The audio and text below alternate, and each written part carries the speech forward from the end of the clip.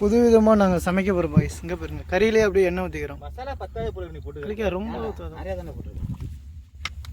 கறியிலே ஊற்றியாச்சு காய்ஸ். அப்படியே எல்லாத்தையும் ஒன்றா போட்டு பெரட்டி இந்த பொடி போட்டியா அப்படியே அடுப்பில் வச்சுக்க போகிறோம் காய்ஸ். அது இன்னும் போட்டா இது எப்படி பத்தாவே போகுதா அவர் பார்க்கல. ஆனால் சீக்கிரம் டீசர் பிடிச்சி போகிறாரு.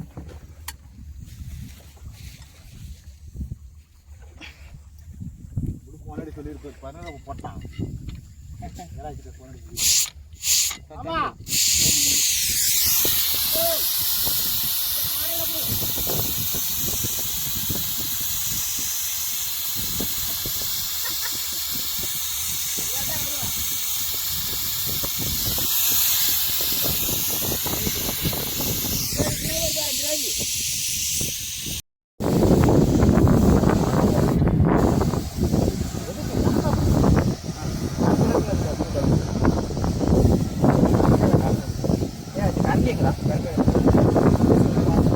முன்னாடி இருக்கான்னு பாரு.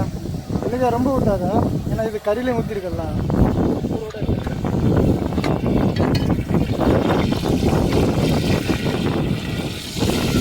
ஆஃப் பண்ணிட்டு போதா இப்படியே கரைச்சி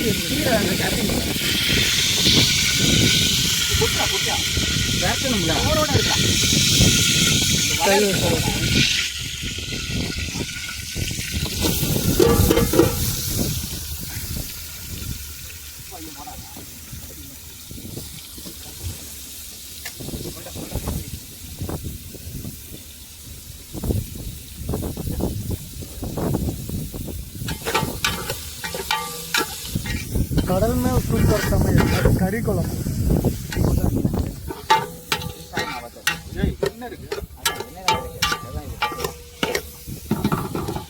அங்கே பாருங்க காய்ஸ், தண்ணி அதில் தண்ணியை கலந்து போ.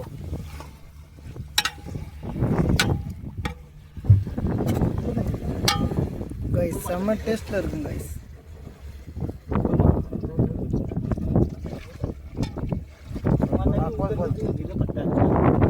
ஏப்பா தண்ணி நிறையா இருக்கு, லைட்டாக கலக்கின மாதிரி ஊற்று இல்லைங்க. தண்ணி நிறையா இருக்குது, மசாலா கம்மியாக போடுச்சு. இதில் கொட்டிக்கலாம்.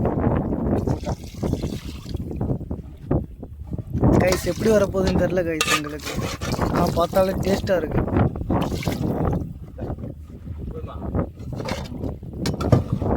எல்லாமே கரைஞ்சிடுச்சு.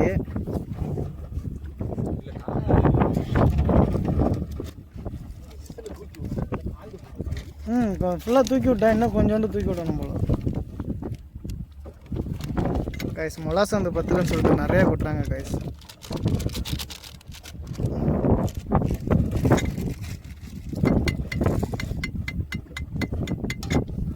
கிண்டிட்டு வெயிட் பண்ணி பார்ப்போம் நம்ம கறி குழம்பு எப்படி வந்திருக்கு அப்படின்னு சொல்லிட்டு.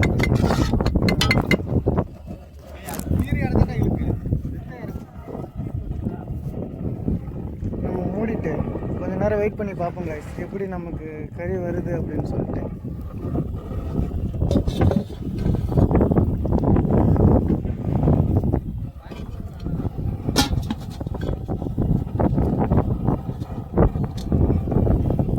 சரி கொஞ்சம் வெயிட் பண்ணி பார்ப்போம் கைஸ். கைஸ் ஃபைனலாக நம்ம கொத்தமல்லி போட்டுப்போம். கருவேப்பிலை நம்மக்கிட்ட கிடையாது, அதனால் லாஸ்ட்டாக டேஸ்ட்டுக்காக கொத்தமல்லி மட்டும் போட்டுப்போம்.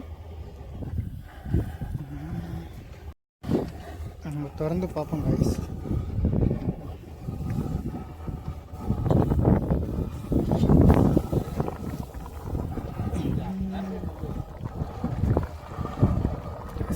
கிண்டி பார்ப்போம், ஏன்னா கிண்டணும்ல கைஸ். கறி குழம்பு செம்மையாக வாசம் வருது கைஸ். மசாலா பத்தலையா, லைட்டாக வெள்ளை வெள்ளையாக இருக்கு.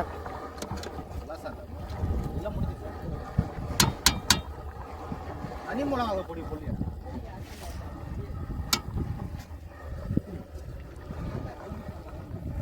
இங்கே போட்டு செல்லு செல்லு கையில் எடு.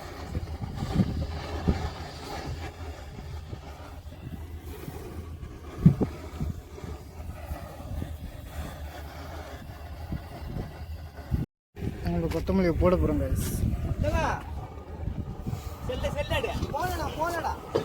நல்லா வெந்துருச்சு. இது பேர் எப்படி கொடுத்துருக்கு.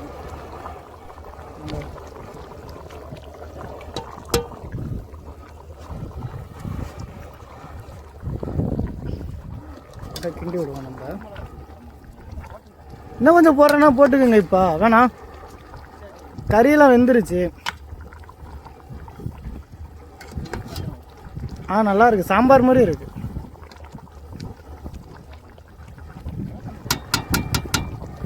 பாரு, ஏதாவது போடணுமா பாரு, கூட்டிடா.